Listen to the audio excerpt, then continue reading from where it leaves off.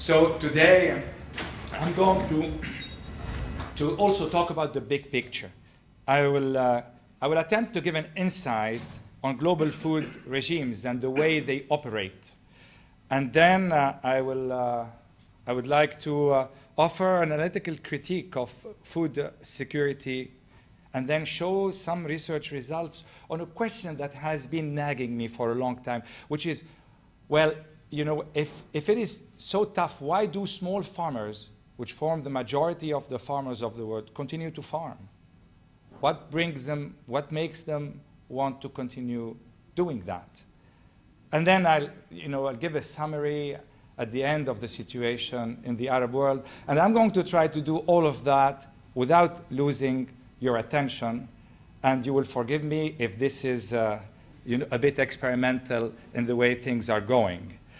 Because a few weeks ago, a friend who knows that I fancy myself as, a creative writer of sorts, not a very successful one, apparently, but who doesn't seem to be too impressed with the work I do, sent me a short but very potent article about how to make one's writing more interesting in 10 easy steps. Step one was start with a mystery. And, I won't bother you with the 9 remaining steps because I'm still trying to master the first one. And so today I'm going to tell you a story that of the green and yellow bell peppers. I called it For Whom the Bell Tolls, because I like plays on words. And before you start shouting plagiarizer at the title of the story, I want to remind you that Hemingway probably borrowed it from John Donne's Meditation 17, published in 1624. We'll read it together because it is not unrelated to why we are here today. No man is an island entire of itself. I'm sorry, this is not typos, huh? That's the way they wrote English back then. No man is an island entire of itself. Every man is a piece of the continent, a part of the main. If a clod be washed away by the sea, Europe is the less, as well as if a promontory were, as if a manor of thy friends, or of thine own were. Any man's death diminishes me, because I am involved in mankind, and therefore never sent to know for whom the bell tolls. It tolls for thee. Incidentally, Hemingway's novel was about the story of a man who travels behind enemy lines in order to blow a bridge and halt the advance of counter-revolutionary forces. Oh, how I wish I were that man again. But back to vegetables. Much safer, if less heroic milieu.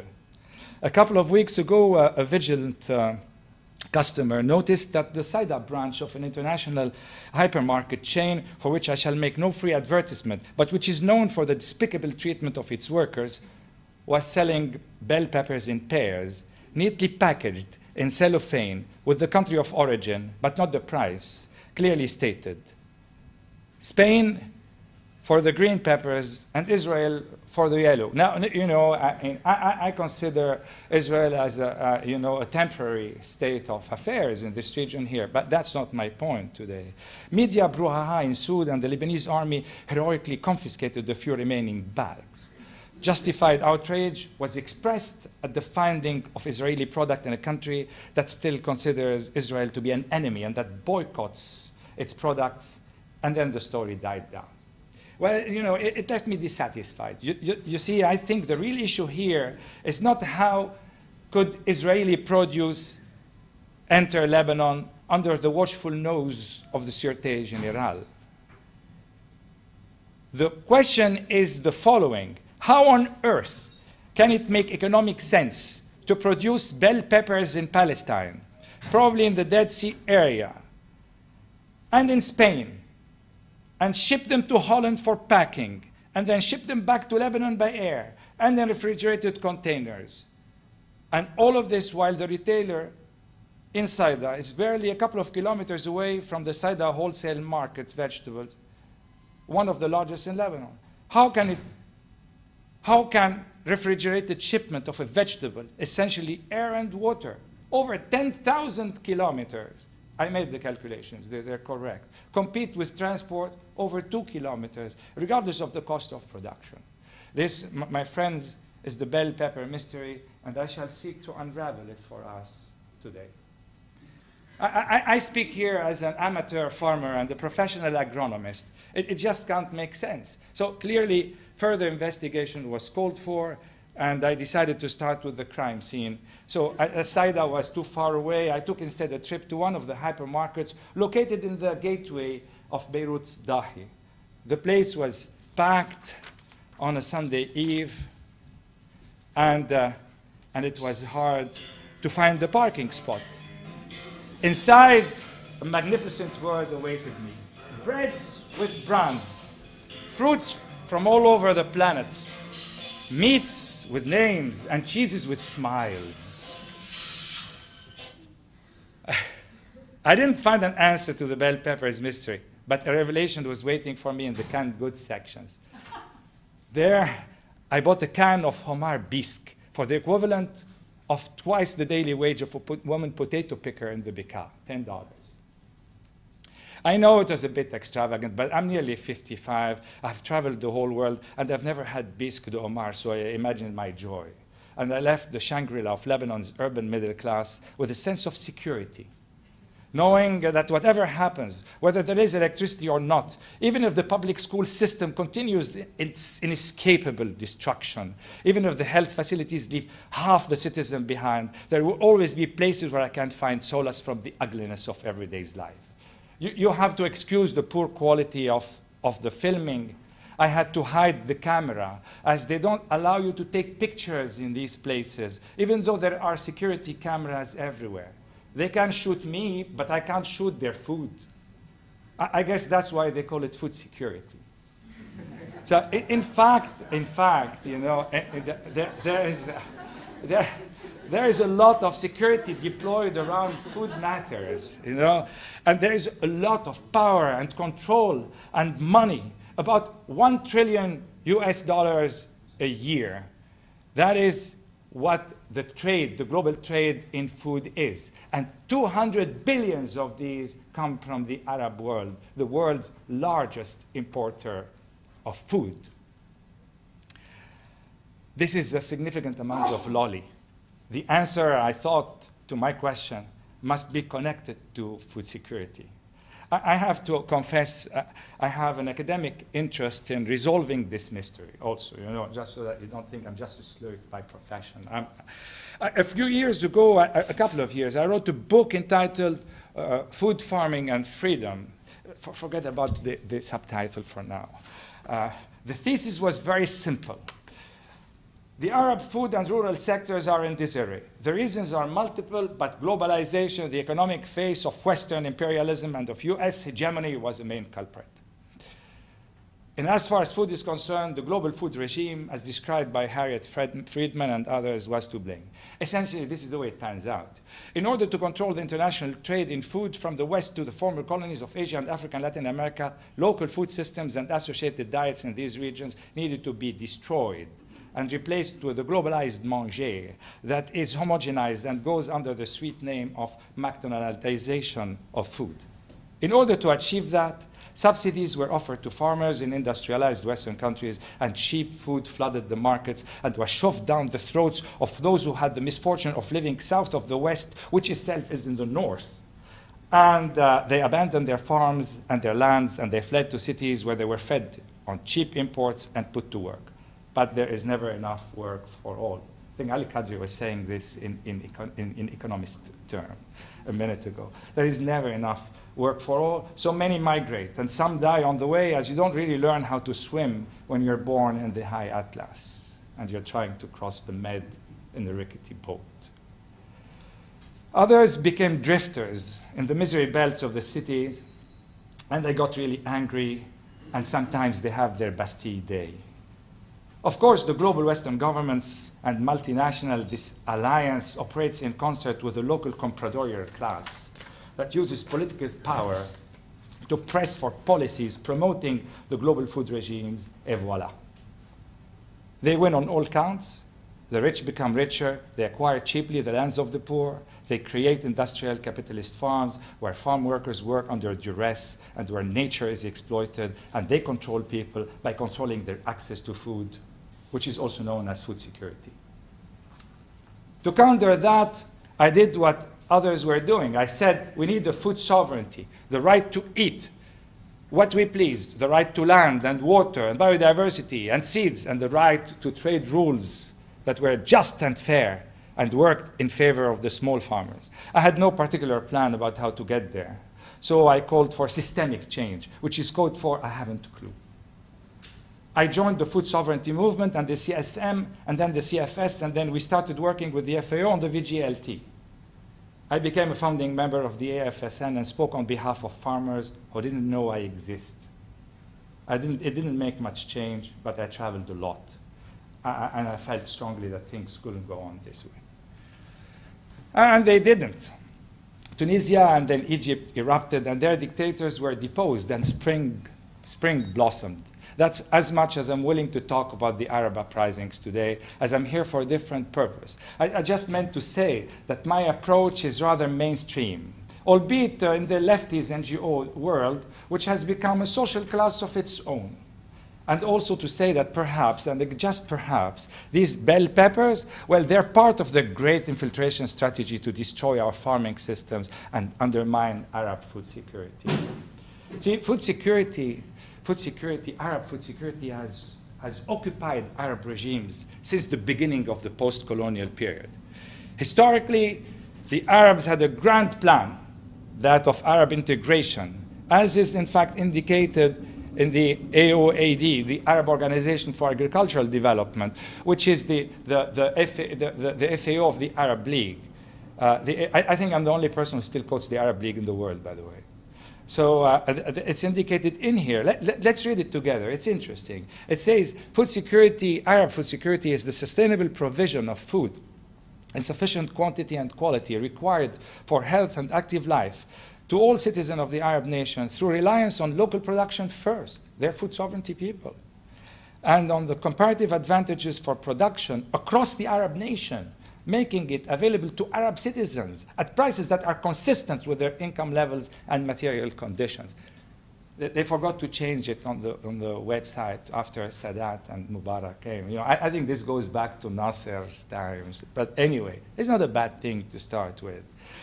Which, you know, however, I mean, there is a lot of current concern on food security and Arab food security, and this concern reached its paroxysm during the food crisis of 2008, which came over a background of structural reforms which were pushed by the IMF and the World Bank, aimed at reducing state subsidies from certain sectors, including agriculture, and at liberating markets, not Palestine, markets, through free trade agreements.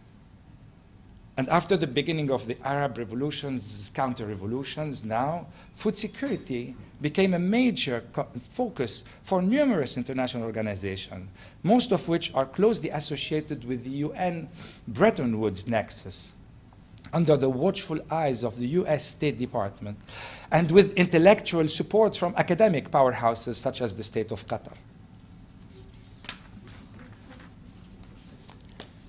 It is not my intention to provide a further analysis of Arab food security, of its driver and context, and of the suggested responses to that. There are many documents that have been published, and dozens of conferences and seminars have been held, bringing together experts from all over the planet. I'm done with that. I will, however, point at two of the better conventional interventions on this topic. One representing ICARDA's position. ICARDA is the International Center for Agriculture in the Drylands.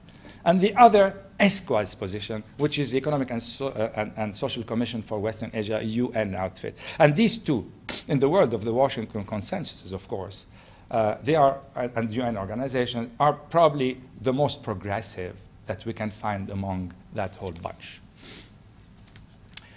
Both provide a decent background on the Arab world that takes population, environment, including climate change, urbanization, unemployment, and food import dependency into account. ICARDA tackles, by the way, these are available on SlideShare. Just do the SlideShare, ICARDA, and you can download that stuff, and it's really interesting. ICARDA tackles the technical aspects and addresses issues of sustainable agriculture intensification using a variety of of tools from breeding, selection, fertilization, supplemental irrigations, and genomics. They achieve impressive results on farmers' field, and for example, I show you that they address the wheat food gap. In the Arab world, we eat a lot of our calories from wheat, not only carbs, but also part of our proteins is obtained from wheat, which is reasonably rich in protein. It's not meat, but it does have protein in it. And so ICARDA tries to address the wheat food gap, and these are some of the results they try to achieve. Achieve. That's wheat yields of 7 tons per hectare under 500 millimeters. Look at the last one in here. Okay, I mean, that's, by the way, for those of you who know about agriculture, 321 millimeters, that's below the wheat growing belt. It's actually pretty good. I mean, let's say it's really marginal for wheat to grow. That's barley belt. But they can grow wheat in that area. And with a little supplemental irrigation, they reach with 11 tons per hectare. I mean, that's enormous. And these are farmers' fields. So that's extremely impressive. This data is impressive. Remember these values because I want to come back to them later on. You know, I want to talk again about them. But in any case, as ICARDA headquarters were until recently located near Aleppo in Syria, where command and control prevailed, this contributed to making Syria, at one point, not a few years ago only, one of the only food-secure Arab country in terms of grain. This, of course, is no more. ICARDA has been looted. ESCWA's contribution, let me go to that, also a very interesting document, focuses more on the developmental economic aspects. The suggested course of action to improve food security is three-pronged. 1, strengthening safety nets. 2, enhancing agricultural productivity, so we meet with ICARDA again in here. And 3, reducing exposure to market volatility. It points timidly at the possibility that there may be some inequality in the region. But without going into much details. 2 interesting tables are shown. One that says that if the world prices of food increase, small farmers make little gain. They can't, it's just too little, they're too small in the big scheme of things to even make money when the food prices of the world increases. And the second one is also extremely interesting because it just says that the domestic prices are inelastic if the world prices of a commodity increases. Remember, Jad, you know, we posed this question, you and I, and there was an answer to it in here. The prices, the local prices, do not increase even if the world prices increase if you're a producer in that country, which of course makes logical sense. But it means that not everything is under the control of the big corporate world, which is an assumption we've been going with and which needs to be challenged. And I call for that challenge. For example, in the 2008 food crisis, prices of wheat in Syria didn't increase commensurately with the international prices, while prices of rice, which is imported, did. These findings have implications on us. At the micro level, this would translate as, if you're able to access land, and if you know how to produce food, then you'll fare much better than those who can't, should things get bad. We have recently tested this hypothesis by studying household food security in a settled Bedouin community in the Bekaa in Lebanon. And that's a paper by Hala Ghattas and a group of which I proudly am a member. And Hala is sitting in here, and you'll have to bear with me.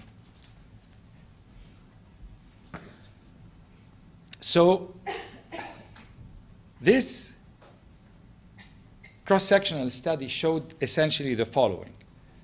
It showed that food insecurity, and you know, I have here some photos of my Bedouin friends, so whether Martha likes it or not. I'm holding and hogging this, and I am staying here until I finish.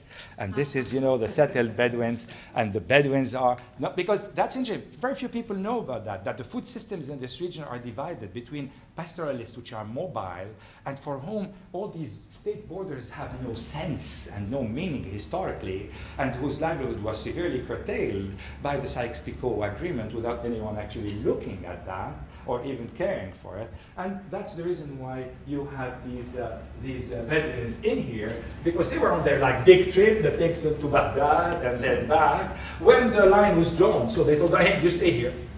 And then other people stayed here, and other people stayed in other places. And in that particular place, this tribe, and I've been working on, settled in an area called Hawsh al-Arab and Hawsh al-Nabi, which is really close. The difference between the two, of course, is that in Hawsh al-Arab, they didn't have access to land, while in Hawsh al-Nabi, there was plenty of land all around them that they could use, because the landowner allowed them to use that land for reasons I shan't go into right now. But essentially, there was a lot of food insecurity among the population, and this is what we found. I'll just hurry you through that. Basically, people who had access to land and people who were able, the same families who were able to continue producing food fared much better at the nutritional level. Statistically, they ate better, more fruits, more vegetables, had better weight, and had better general indicators. So the problem with all of that is, of course, that the issue of access to land and other natural resources, or even entitlements, never enters the discourse on food security. Mark that very well, because it is just not there.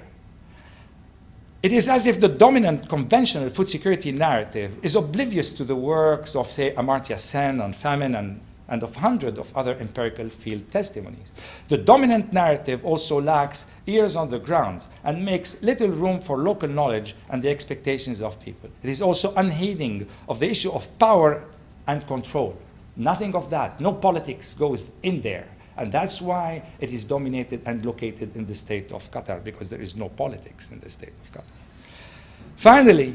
Finally, it hardly addresses changes in diets resulting from the globalization of food. And there is a reason for that, by the way. A lot of these initiatives are themselves funded by multinational corporations that trade in food and that deal in food. And you can't really go around telling them, you're poisoning people. The most important part of what they do is make calories available within certain food groups. Matters such as what people want to cook and eat, what they want to produce, whether they had the resource to do it securely, never enter the equation. And Goff, that was here, and myself worked on exactly this, on debunking this whole food security myth for Gaza. And our findings echo the work of others, Carr, for example, who calls for a rethink of the role of society in food security in light of Foucault's knowledge-power diptych. Knowledge, power, society, food security, never there in the dominant narrative. I wanted to bring here a new personage, but I shall, with another story, but I think Martha would probably kill me. So I will just move swiftly over that. Look how beautiful that was. And provide you with a brief summary and a recap. Well, I say, in this region here, there are serious biophysical limits on productivity. And I have to mention climate change because otherwise no one will take me seriously. Food is imported or produced locally, but still within the realm of the affordable. It may be bad for you, but it is there. People in rural areas have developed coping strategies to stay alive. They include essentially livelihood diversification and reliance on remittances. Population in areas where food is produced is increasing, although unemployment is strife. On the agronomic side, there appears to be advances, but not within reach of most small farmers. In places that have benefited from those advances, such as in Syria, there was a strong state, and it is gone now, and as Icarda. People who live in rural areas feel marginalized. State services are substandard. They don't seem to be able to get them to improve. When they migrate to cities, they live in packed neighborhoods lacking everything. Luckily, there are 300 TV channels and Turkish soap. The limits between rural and urban have become blurred. Households live in both. The city has come to the reef with all its attraction, and they have gone themselves to the city. The rural landscape does not bear the same meaning as before, and many children do not know the name of places and where to find edible wild plants. Fridges are filled with chocolate spreads and mayonnaise and cola drinks. Rural people do not have the ability to extend the realm of their capabilities, and so will their children, unless they get lucky and make money in Africa, Germany, Dubai, or France. This is the lottery effect, and it fools us all. Those who own land are lucky because its value will pick up as the villages become more like the city. Some have been able to make money from the land, but only by having access to capital and to vast areas. As the yields are too low for one family to live from an average area of land. There is a lot of noise around food security, but issues that threaten the interests of the ruling class and its financial procurers are discreetly brushed under the carpet. This includes the issues of entitlement, especially lands, services in rural areas, employment, farm gate profits, business intermediaries, diets, and food culture. The dominant discourse about Arab food security is focused on free markets and imports and comparative advantages. Talks of import substitution and Arab integration elicit scorn and derision. Food security seems to obsess international financial institutions and intellectual elites and NGOs. In short, those who should be unconcerned with it. People who are under threat from food insecurity are also under threat from personal security, education security, nutrition security, services security, income security, and of course from the security state. They need jobs, not food aid. Talks of food sovereignty is very gentil, but it's based on vision without action, which is a definition of hallucination. Moreover, there is much to be said about the democratic process of grassroots representation and the co-option by the dominant power structure. Finally, there is a movement of resistance to these pressures, but it is still nascent. In some areas, it is emerging spontaneously in response to state oppressions. In others, it is accompanying movements of resistance to occupiers or to invaders. People are increasingly understanding that what makes them poor is not drought, climate, soil, water, or even markets. It is the fact that the rich need them to remain poor in order to maximize the accumulation of wealth. And Oxfam has recently published, a couple of days ago, a paper on exactly that. We will soon hear the bell toll, but it will toll for a system that is inhumane and bankrupt. As for the bell pepper mystery, before you go, it wasn't so tough to start with. I just wanted your attention in there. The recipe is simple to make things work. One is occupy someone's land with the full support of the dominant power structure. 2, import cheap laborers from poor countries. 3, exploit land and labor. 4, steal water and abuse it. 5, provide subsidies to settlers in order to sustain the occupation of land. 6, carry out an international political marketing campaign that links the produce with some fabricated Herculean feat. Greening the desert works pretty well. 7, obtain favorable terms of trade for exports through political blackmail. 8, offset the carbon footprint of air transport by bribing an environmental NGO in the developing countries and purchasing carbon credits. 9, impose bundles on retail outlets. That's what they do. 10, then the retail outlets can choose to sell at a loss, compensating for it with increased prices of other products. That's a routine strategy. Or sell the product at the inflated price. There will always be fools who believe that eating expensive imports is in good taste. Thank you.